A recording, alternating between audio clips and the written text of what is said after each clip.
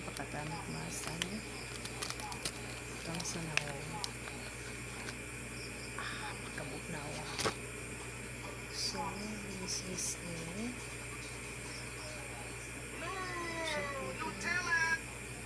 Siya ko bibitangan ako ng sarap. Sleep na ka kay gabiin na.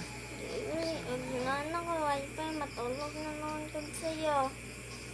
Tulog sa'yo. Tignan ka katulog pagka na wifi. Every day he told her to come home early, just so he could pound on her stomach. He didn't care that she was on her period. He only stopped when she finally passed out. At school, things weren't any better. Every time she opened her locker, razor blades were stuffed in her shoes. Even her chair was covered in some foul yellow liquid. When she sat down in silence, it dripped to the floor. Her classmates sneered. Her teacher saw it, but did nothing. She swallowed the humiliation, because this was just the tip of the iceberg. In her darkest moments, she thought of ending it all, but fate seemed crueler than death. One day, her bullies shoved her to the ground. They stomped on her body, held her down over a toilet, filmed it, posted it online. And when she came home that night, her perfect family turned into her worst nightmare. Her brother tied her up and beat her mercilessly. Even her only comfort, the family cat, was killed by a passing train. Shattered, she remembered a strange website. On impulse, she clicked in, but it was filled with bizarre instructions. Matag-zombie She shut her laptop. The next morning, a gun appeared inside her closet. The manual looked unreal, like something out of a dream.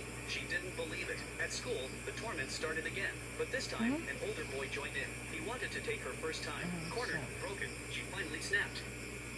Mama, hinaya ba ka?